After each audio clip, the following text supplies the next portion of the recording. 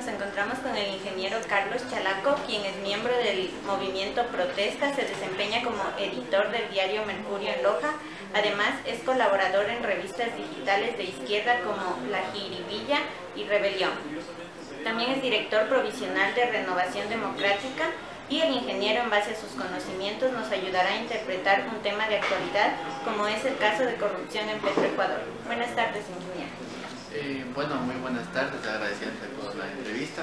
Vamos a iniciar con unas declaraciones que dio el presidente Rafael Correa en el enlace sabatino 499. Él manifestaba que lo sucedido en Petroecuador es el hecho de corrupción más grave que hemos tenido. Además, el mandatario redujo a pillerías otros supuestos hechos de corrupción en su periodo. Dijo, ¿recuerdan cuáles eran los otros casos de corrupción?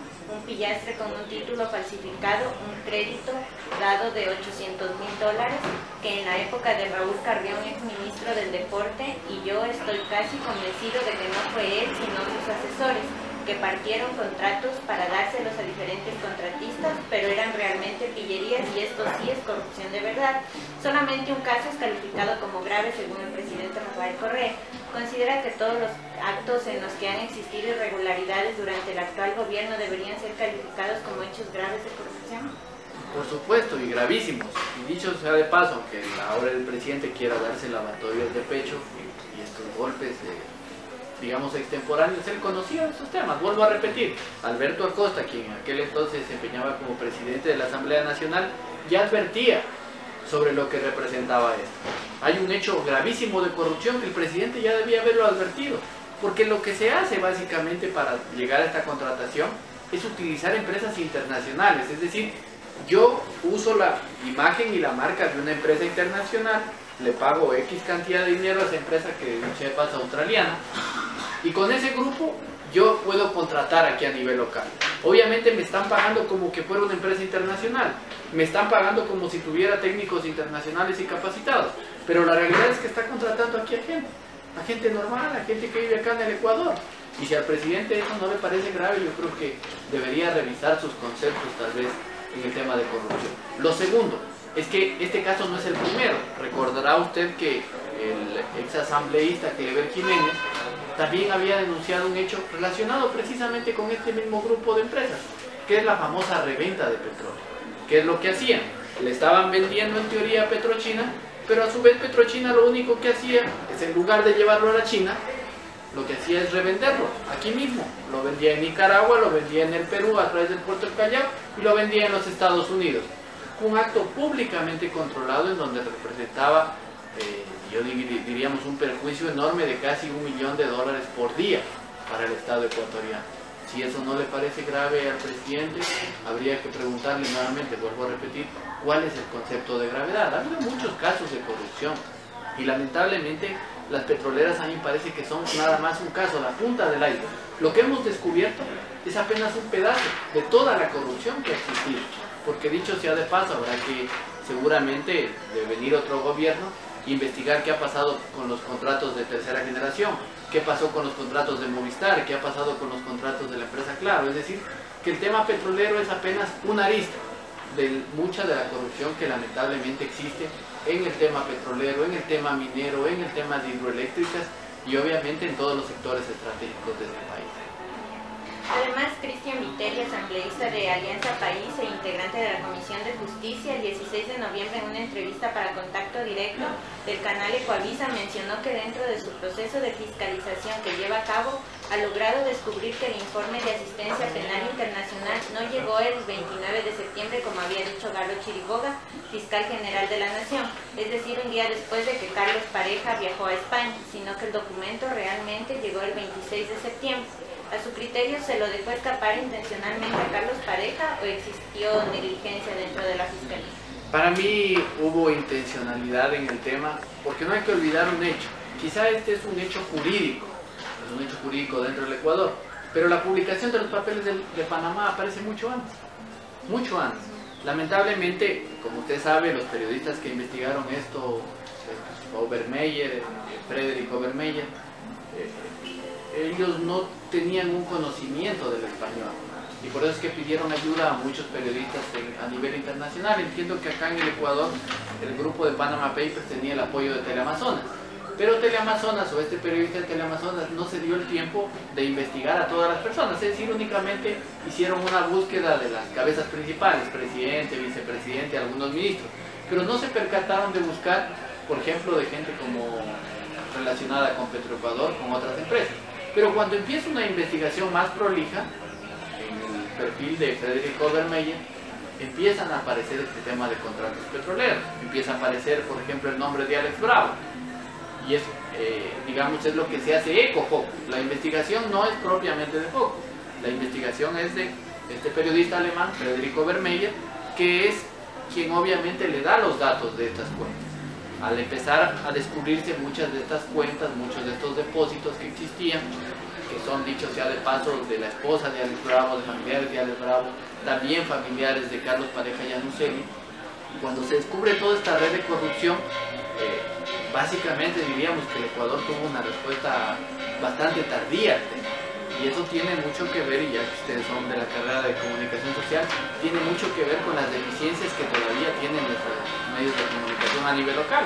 El hecho de que existe muy poca investigación y que obviamente mientras en el mundo, por poner caso Europa, han metido presa a primeros ministros, están presos ministros de Hacienda, cayeron presidentes, cayeron algunos dictadores, están presos algunos banqueros, acá en el Ecuador prácticamente no ha pasado nada.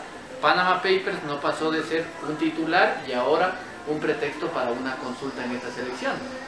No así una investigación prolija, que como vuelvo a repetir, aunque se hizo eco Focus de Fernando Villavicencio, al Fernando Villavicencio está relacionado con un partido como Creo, lamentablemente se lo ha tomado como un tema político y no con la seriedad que debería. Porque yo diría que más bien el periodismo digital, que es el que va emergiendo en el mundo, es el que ha dado muchas luces en este tema. Han caído muchas mafias. Ahora mismo pudimos observar lo que ha pasado con el Vaticano, lo que acaba de pasar con la FIFA.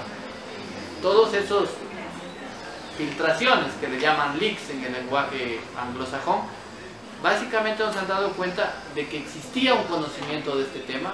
Rafael Correa conocía de la existencia de estas cuentas y obviamente será él quien deba responder, no solamente a la Fiscalía. Quizá el delegarle esa función a la Fiscalía es un lavatorio de manos, pero ellos ya conocían de estas cuentas, de la existencia de estas cuentas, y la prueba más clara es obviamente que tanto Decio Machado como Alberto Acosta le hicieron conocer ya hace algunos años algunos casos de corrupción. Y obviamente hay una segunda reflexión, es que este es un país sin memoria.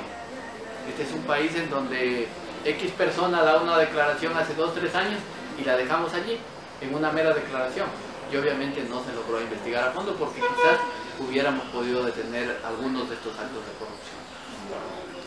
Además, también en el portal web Focus, el 31 de julio fue publicado un artículo de Fernando Villavicencio, activista, en el que menciona que el proyecto de repotenciación, rehabilitación y optimización de la refinería estatal de Esmeraldas se ha convertido en la emergencia energética más larga y costosa de la historia del Ecuador.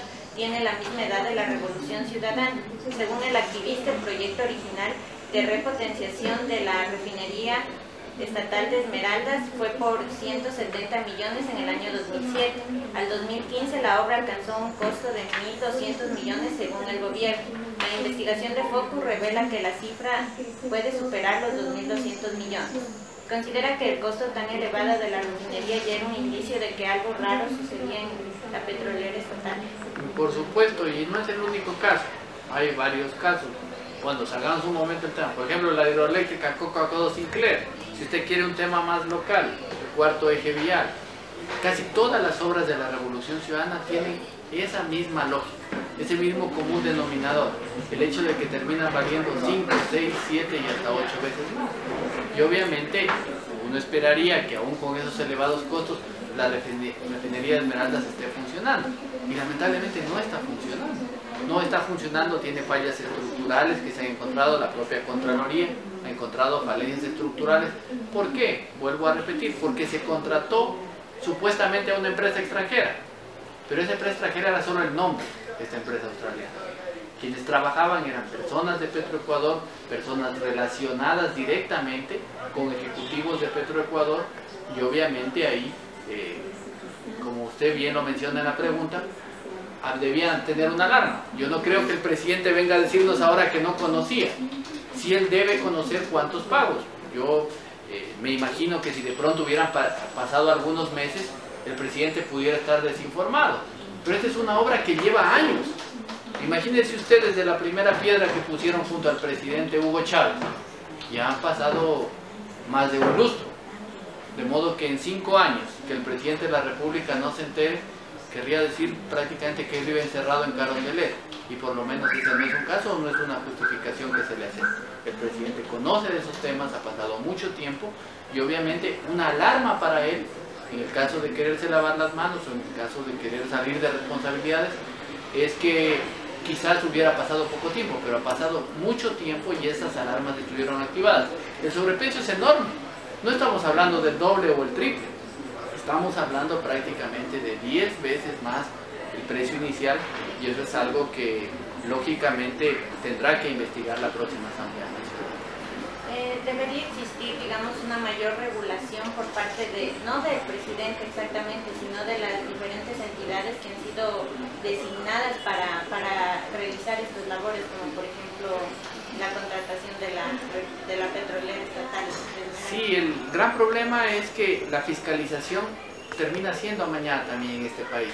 Los órganos de control como la Contraloría y la Fiscalía están lamentablemente manipulados por el Poder Ejecutivo. Y el otro poder del Estado, que debiera estar llamado a controlar desde la ciudadanía, como es la Asamblea Nacional, lamentablemente tiene una mayoría oficialista. Eso es lo que el país justamente debe rescatar, el tema de la independencia de poderes. Pero si usted tiene una asamblea de mayoría oficialista y en donde la mayoría de proyectos son enviados desde la Presidencia de la República y en donde la fiscalización prácticamente no está permitida, no puede tener resultados. Ese es precisamente el empantanamiento en el que ha caído el país. Y obviamente, yo diría un segundo término en el tema legislación. Usted tiene una legislación ambiental prácticamente inexistente, una legislación ambiental que se contradice, y obviamente también en materia petrolera una legislación ambigua, una legislación que le entrega, por ejemplo, al Ministerio de Sectores Estratégicos algún control, luego se contradice porque quiere que eso lo entregue al Ministerio del Ambiente. Es decir, hay una ambigüedad en muchos sentidos, y eso es lo que ha permitido precisamente de que proliferen estas mafias en la contratación pública, sobre todo en el tema petrolero, que es un tema donde se mueven millones de dólares. Alexis Mera, también secretario jurídico de la Presidencia, el 10 de octubre del presente año, durante el programa Gama Noticias TV, manifestó que Carlos Pareja está de paseo por España y que después de todo este tipo de cargos que se le atribuyen por consideración y respeto a la estima y aprecio que tenía el presidente Rafael Correa hacia él, debería regresar al Ecuador a enfrentar los cargos que se le atribuyen.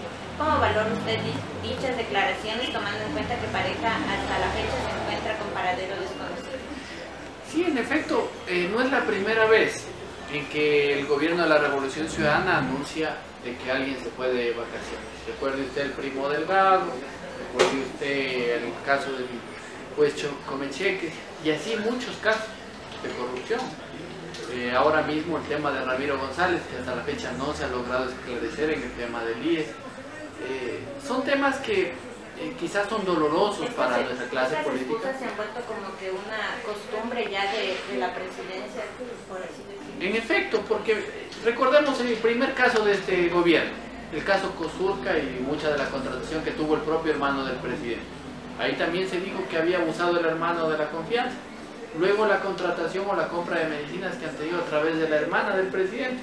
También se dijo en determinado momento que era un abuso de confianza. Y el problema es que hay exagerados abusos de confianza y el presidente ya debería haber visto estos temas. Yo por lo menos creo que son excusas que salen a último momento porque se dan cuenta de que no existe forma de tapar la corrupción. Ese es el gran problema. Recuerde usted lo de Lusac con Pedro Delgado. También se dijo que era un abuso de confianza. Lusac está en la Argentina viviendo su vida feliz, lo propio Pedro Delgado en los Estados Unidos.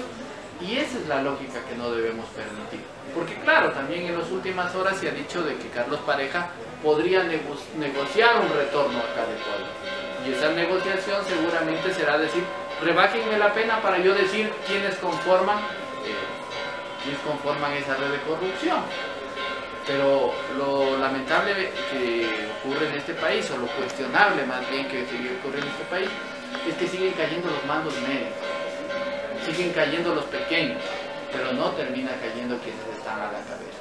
Y seguramente lo que desean es prolongar esto, porque se les viene un tema electoral bastante complicado, y de venir otro gobierno seguramente juzgará con la dureza y con la firmeza que merece este tipo de actos de corrupción.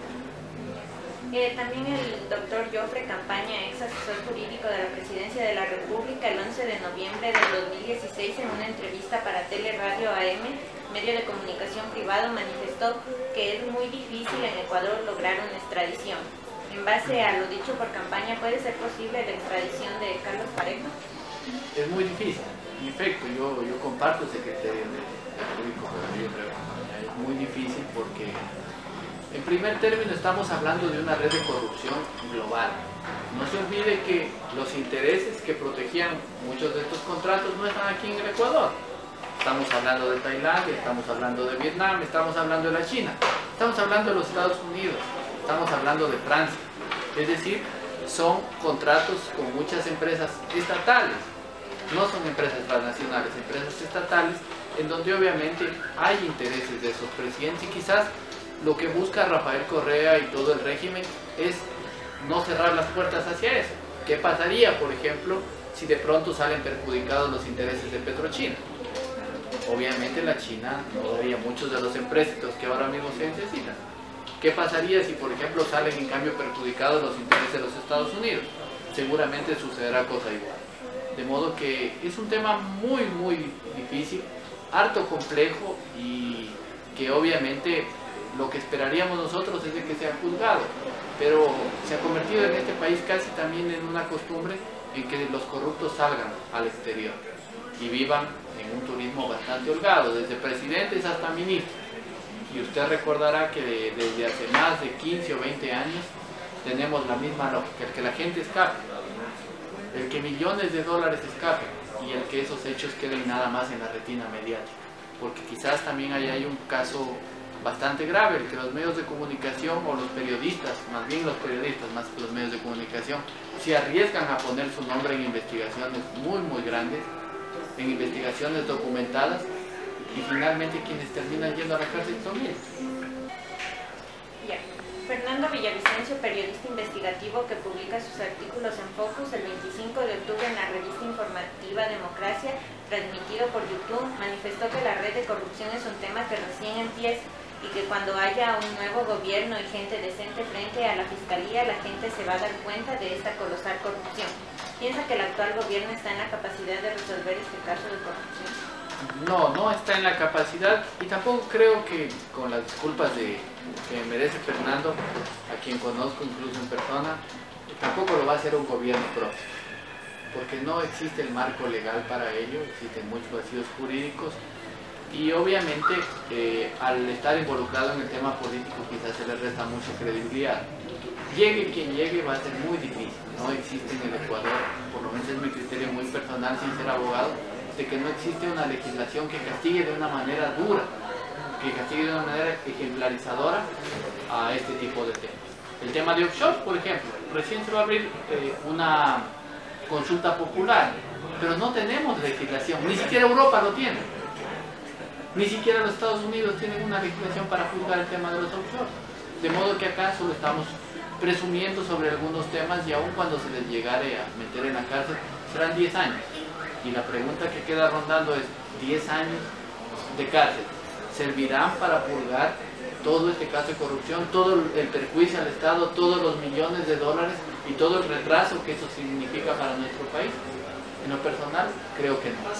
Y obviamente, aun cuando Fernando Villavicencio es una persona muy reconocida, yo me atrevo a decir que lo que él está diciendo es meramente por campaña política, campaña electoral.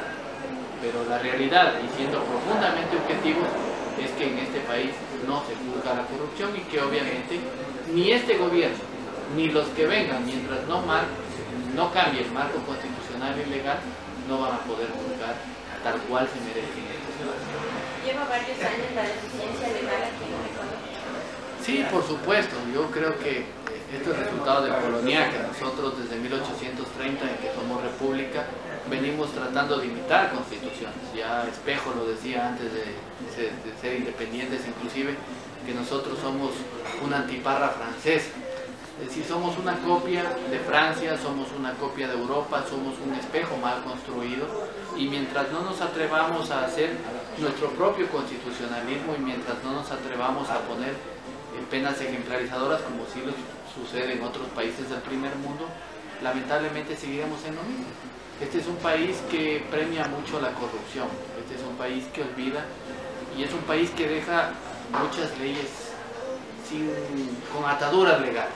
Y obviamente muchos abogados que caen en la corrupción lo que hacen es encontrar esos vacíos y proteger a esa gente. Vivimos desde el retorno a la democracia ya más de 3 décadas y no logramos cambiar eso. Ha venido una y otra constitución. El tema es de que cuando llegamos hacia un tema constituyente no debatimos sobre lo fundamental. Y esto es lo fundamental, y vuelvo a resumirlo. El tema de una ley de contratación pública, el tema de garantizar una cuenta única en el tema de contratación y la creación de consorcios, asociaciones, compañías anónimas, el tema de tener una cuenta única a nivel del mundo, que ya es una propuesta de Federico Bermeyer, el periodista de los papeles de Panamá, una cuenta única para que se registren todas las cuentas bancarias, inclusive en paraísos fiscales, y que los estados, naciones tengan control de ello. A mí me parece que un cuarto elemento es el de la sociedad. Más allá de las leyes, esta es una sociedad demasiado permisiva con la corrupción. Aquí, cuando se denuncia casos de corrupción, no pasan de ser portadas de un periódico, el comentario de una semana en la radio, o de pronto de un reportaje de 30 minutos en la televisión. Años después, ni los periodistas, ni la sociedad, ni la clase política le da continuidad a esas denuncias de corrupción. El fiscal general del Estado, Galo Chiriboga, se demoró 3 meses en pasar el informe de justicia a la de fiscalización. El juez estaba ocupado y convocó a una audiencia 25 días después, y el informe de Panamá llegó tarde, justo un día después de que se había ido Carlos Pareja del país. ¿Cuál es su análisis? ¿Es una coincidencia o se intentó encubrir a Carlos Pareja? Yo afirmo categóricamente de que se intentó cubrir cómo la Fiscalía sí emite informaciones de una hora para otra cuando se trata, por ejemplo, de desalojos en muchas de las zonas mineras. Y como acá, en un caso de corrupción, que aún cuando esté en investigación, porque obviamente nuestra Constitución dice claramente que nadie puede ser declarado culpable antes de ser sometido a un juicio, pero si estaba en investigación, lo lógico era por lo menos poner un impedimento de salida natural. Y eso no se hizo, y ellos también son corresponsables. Obviamente hoy están aupados bajo el poder y ellos pueden quizás defenderse porque tienen poder, pero si llegase otro gobierno, si llegase a haber otra conformación de una asamblea, lo primero que debe hacerse es investigar estos temas, porque vuelvo a repetir, esto tampoco es el único caso de corrupción, es apenas la punta del iceberg de un gran entramado que obviamente se ha permitido, no solamente en los últimos años, yo diría que viene de muchos gobiernos, y lo que se ha hecho es perfeccionar, como es por ejemplo que a Yanuseli, que ya había sido cuestionado en el gobierno de Lucio Gutiérrez, cómo es que a Yanuseli, que ya había sido digamos condenada sus actuaciones en el gobierno de Sixto Durán Ballén, se le permite nuevamente llegar a uno de los sectores más importantes de la economía ecuatoriana.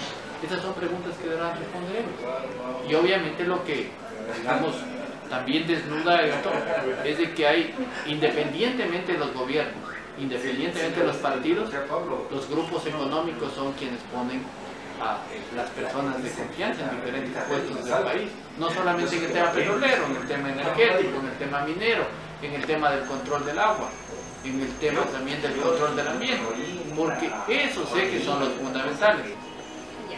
El 23 de noviembre en El Comercio, en la sección Actualidad, se publicó un sorpresivo anuncio que hizo Javier Casal, abogado de Carlos Pareja Yanuseli, exministro de Hidrocarburos y exgerente de Petroecuador, acusado por supuesto enriquecimiento ilícito y supuesto cohecho. La mañana de este miércoles 23 de noviembre del 2016, Casar leyó un mensaje enviado por su cliente en el que expresa su deseo de colaborar eficazmente con la Fiscalía para que se aclare la red de corrupción en Petroecuador y se juzgue de forma concreta y precisa a quienes tengan que hacerse. En esta diligencia, Pareja, a través de un escrito presentado por su defensor, solicitó que se le permitiera dar su declaración a través de una videoconferencia con el argumento constitucional de su derecho a ser escuchado y de legítima defensa. Es parte del proceso jurídico que se realice una videoconferencia para que Carlos Pareja emita sus declaraciones. Desde luego que no. Si Carlos Pareja Llanuselli cree tener la razón y cree estar en su legítimo derecho a la defensa, pero lo único que es que esté en presencia. Lo lógico era que no huya. Es que hay una reflexión muy simple, yo creo que incluso de sentido común. Si yo no soy culpable, no tengo por qué huir. Mucho más cuando quienes controlan la justicia o quienes controlan los organismos de control son mis amigos cercanos. No sé a qué le teme Carlos Pareja, quizás lo que él en realidad teme es de que los resultados electorales del oficialismo no le sean favorables y que quizás venga otro gobierno y obviamente las condiciones cambian. Ese es el temor de Carlos Pareja y por lo menos de lo que yo conozco eso no es permitido. Imagínese usted que el Ecuador sentaría un mal precedente de que de pronto por redes sociales o por una videollamada cualquiera pueda defenderse desde cualquier parte del mundo. Eso, además de no ser legal, no es ético. Sentaría un mal precedente y yo creo que nadie tiene corona en este país. Y si Carlos Pareja quiere defender su verdad o quiere contarnos quiénes son los implicados en este enorme perjuicio al Estado, tiene que estar en presencia física. Sin embargo, Carlos Chiriboga, fiscal del Estado de la Nación, ha dicho que sí se le puede permitir realizar esta videoconferencia. ¿Acaso hay como que aliados? Sí, por supuesto, lo hemos venido diciendo. El tema es de que hay una suerte de complicidad, entonces seguramente aparecerán muchas otras cabezas. Tendrá que explicarnos, por ejemplo, qué rol cumplía José Serrano, qué rol cumplía Alex Bravo con algunos familiares cercanos al presidente, qué rol cumplía, por ejemplo, el vicepresidente Glass. Hay muchas preguntas todavía sin respuesta y quizás por eso hay estas facilidades inusitadas que se le dan a estos acusados. Y obviamente yo lo que también espero es de que se pueda hacer de una vez por todas una aclaración, no solamente en las sabatinas, porque mire usted, este es un país en donde lamentablemente en un enlace sabatino parece que se le da órdenes a todas las funciones del Estado. Es decir, la opinión de Rafael Correa el sábado termina siendo lo que finalmente ejecuta, en este caso la Fiscalía, que debiera ser un organismo independiente, y también la Asamblea Nacional. La Asamblea Nacional hasta la fecha no avanza a organizar, mientras el periodismo libre de este país ya ha analizado casi toda la documentación en este y otros casos. La Asamblea Nacional hasta la fecha no emite un informe final sobre este tema. Así que yo creo que más allá del tema técnico, lo que habría que analizar es la eticidad de esa decisión. ¿Cuánta ética hay? Porque si no mañana, voy a poner un ejemplo quizá exagerado, mañana cualquier ladrón de barrio podrá decir, ¿sabe qué? Yo huyo y puedo dar a través de Facebook o a través de Skype mi versión. Eso no es posible. Y obviamente, como dice un adagio popular, quien quiere lo poco, él quiere lo mucho. Si este gobierno quiere dar muestras de ética y muestras de transparencia, debería empezar por este caso. Caiga quien caiga. Y obviamente, de lo que se conoce, por lo menos de la primera documentación, existe relación de mucha gente que ha estado a la cabeza de este gobierno y quizás por allí el temor, o quizás sea un alargue nada más, esperando cuáles son los resultados electorales. José Serrano, ministro del Interior, en una entrevista para Ecuador TV el 24 de octubre del 2016 mencionó que ha sido emitida la alerta roja a la Policía Internacional hacia los 9 presuntos implicados en el delito de cohecho en el caso de la refinería de Esmeraldas. Tanto el caso de Petroecuador como el de COFIEC estuvieron a cargo de Galo Chiriboga, fiscal general. ¿Por qué no se manejó de la misma manera el caso de COFIEC, en el cual está implicado Pedro Delgado, ex gerente del Banco Central y primo de Rafael Correa? ¿Se puede hablar de un caso de sesgo jurídico? Por supuesto, y ese sesgo jurídico no es nuevo. Vuelvo a poner el caso del hermano. Por ejemplo, el hermano de Rafael Correa, de quien muchos incluso nos hemos olvidado en el sistema público, hoy tiene una cadena de hoteles en todo el país. Pero para hacer esa cadena de hoteles ha tenido, por ejemplo, que desalojar a muchos pescadores artesanales. Eso es algo que lamentablemente no ha hecho información. Han desalojado a pescadores artesanales. ¿Y cómo es si antes era una vergüenza para el presidente de la República? Hoy parece guardar un silencio ignominioso ante eso. También ha habido muchas denuncias en contra de su hermana por el tema de la venta de medicina. Y también el presidente ha guardado un silencio ignominioso. En este caso, por ejemplo, que usted refiere, ¿por qué se dejó escapar a Dussac? ¿Por qué escapó Pedro Delgado? Recuerde usted que el caso grande de este tema no era el título falso de Pedro Delgado. El título grande de esto era el tema del famoso dinero electrónico. Lo dijo claramente Dussac desde Buenos Aires, cuando se lo entrevistó. Él dijo, el negocio que queríamos poner junto con un canadiense era el tema del dinero electrónico, es decir, que por cada transacción iba a ganar entre medio centavo y un centavo, y obviamente multiplicado por todas las transacciones que hay en el país, era un negocio redondo. En ese caso tampoco ha habido respuestas, como en muchos casos de corrupción, y obviamente lo que uno puede observar de parte de la Fiscalía es de que se le escapan esos peces gordos. Sin embargo, cuando se trata de delitos menores, son, yo diría que por lo menos bastante asertivos. Usted recuerde que si por ejemplo hay un asalto en un banco, hay las cámaras, le sacan todo el operativo y terminan dando, hay registros de llamadas, pero hasta el momento la Fiscalía no nos presenta absolutamente nada de eso, porque lo mínimo para creerles al menos de que esas manifestaciones o esas declaraciones son reales es de que nos presentasen cuáles fueron los últimos correos de esta persona, cuáles fueron las últimas llamadas, cuáles fueron sus últimas conexiones, por qué aeropuerto salió, con qué destino, cómo es que no podía saber. A mí me parece que estos son casos que dejan en claro de que hay una complicidad, y lo segundo es que la Interpol no es una seguridad. La Interpol forma parte de convenios internacionales que tiene el Ecuador, pero que sabemos de que no necesariamente funcionan. El caso de Yamil Maguad también está dentro del registro de Interpol. Han pasado años y absolutamente no ha podido detenérsele ni ha podido extraditársele. Lo propio con el caso de Bucaram.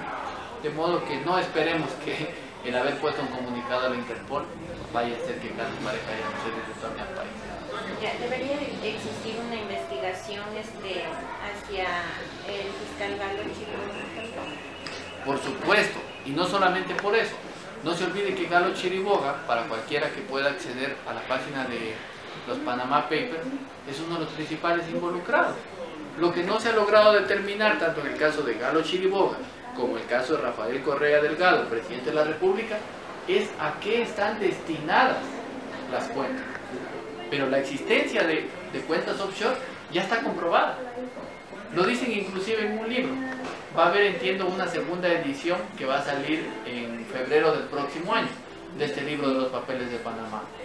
Pero ahí está claramente explicado. Tenían cuentas offshore. Lo único que nos explica es para qué estaban destinadas esas transacciones. De modo que el presidente de la República y obviamente Galo Chiriboga tienen mucho que ver en este tema. Y ellos lo que han intentado hacer a través de una consulta popular y a través de varios periodicazos del periódico oficial El Telégrafo es simplemente echar cortinas de humo sobre el tema. Pero hasta el momento Galo Chiriboga no ha logrado determinar de manera clara por qué abrió esas cuentas, cuál era la finalidad, qué transacciones hicieron y obviamente para qué necesitaba abrir una cuenta offshore fuera del país. Finalmente, el portal web Andes, en su publicación periodística del 5 de noviembre del año en curso, informó que el mandatario ecuatoriano Rafael Correa restó veracidad a las acusaciones publicadas en una columna del periódico La Estrella de Panamá, que supuestamente vinculan al vicepresidente Jorge Glass en operaciones de lavado de dinero y los Panama Papers.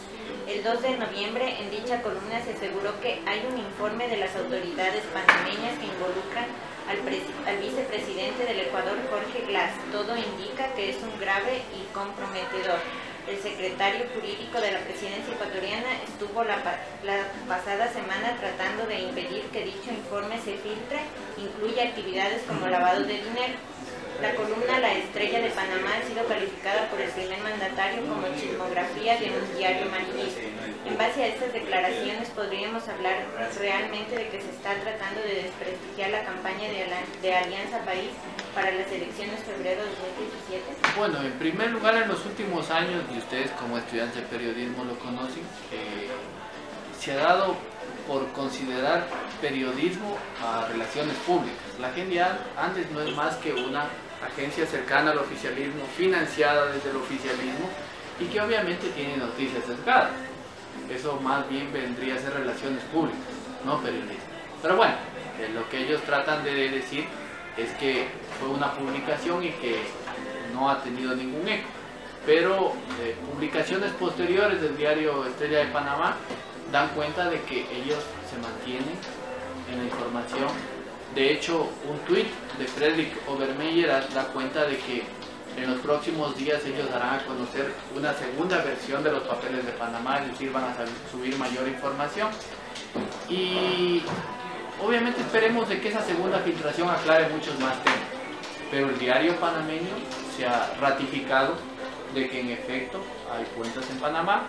Este libro, que yo luego se lo voy a compartir también a ustedes, también hace alusión de que en efecto Rafael Correa, Jorge Glass y mucha de la gente cercana al gobierno de la Revolución Ciudadana tienen cuentas en paraísos fiscales, y obviamente será cuestión de tiempo nada más. Pero sin embargo el presidente Rafael Correa en una sabatina también decía que la fuente de este diario La Estrella de Panamá era Fernando Villavicencio. No, en realidad el origen de todas estas fuentes son filtraciones, tanto para Estrella de Panamá, para Fernando Villavicencio y para muchos otros periodistas a nivel mundial, el Washington Post, el New York Times, prácticamente todos los diarios del mundo, la única fuente son Wikileaks. Wikileaks, que es una organización, digamos, que nació ya hace algunos años y que se ha dedicado al trabajo investigativo. Es un trabajo que yo diría no tiene ningún sesgo ideológico, como trata de hacerlo ver el presidente Correa. Porque le voy a poner un ejemplo. En estos papeles de Panamá está involucrado, por ejemplo, el presidente Putin, que es de Rusia y que supuestamente es de izquierda, pero también están involucrados gente del Partido Demócrata, gente del Partido Republicano, están involucrados primeros ministros de España, ministros de Hacienda de España, de Alemania, bancos alemanes, bancos suizos, bancos italianos, cayó el primer ministro de Islandia. De modo que esta investigación no tiene ningún sesgo ideológico. Pongamos un ejemplo más cercano. Está Álvaro Uribe Vélez, comprometido con los papeles de Panamá. Está el presidente de Argentina, Macri. Y también está, obviamente, la expresidenta Kirchner. De modo que, al no tener un sesgo ideológico, lo que trata de hacer el presidente y en general todos los actores del oficialismo es deslegitimar la mayor investigación periodística del siglo XXI. A mí me parece que lo que han hecho ellos es demostrar que el periodismo cambió. Este tema de los papeles de Panamá es uno de los hechos que seguramente van a marcar la historia del periodismo en el mundo. Vuelvo a repetir, han caído muchos mandatarios, en Europa se han cerrado muchos banqueros, se ha duplicado y hasta se ha triplicado el tema de la evasión fiscal. Imagínese usted que, por ejemplo, para que usted tenga una idea, en Alemania lograron recuperar casi el triple de lo que son los impuestos por el tema del fisco. Ellos lograron recuperar todo eso gracias a esta investigación. Y que el presidente Correa quiera deslegitimar una de esas investigaciones que están con documentos firmados, que están con documentos notariados y que obviamente tienen toda una serie de formas de comprobar esa corrupción y ese desvío de dinero, yo creo que no es más que, yo diría que una antipatía del poder y también una muestra de que todavía viven en el siglo pasado. Para muchos de los que están en el poder actualmente, creían que muchos de estos negocios que ellos hacen fuera no iban a tener pruebas, pero afortunadamente en el mundo digital hay pruebas, y esas pruebas son las que han quedado al descubierto. El mundo está cambiando, el periodismo está cambiando a nivel mundial, y lo lógico es de que en lugar de tratar de cubrir el sol con un dedo, de tratar de tapar la verdad con un dedo, se trate de llegar a fondo. Eso sería lo más lógico. Agradecemos al ingeniero Carlos Chalaco, quien nos ha realizado un amplio análisis acerca del caso de corrupción en Petroecuador.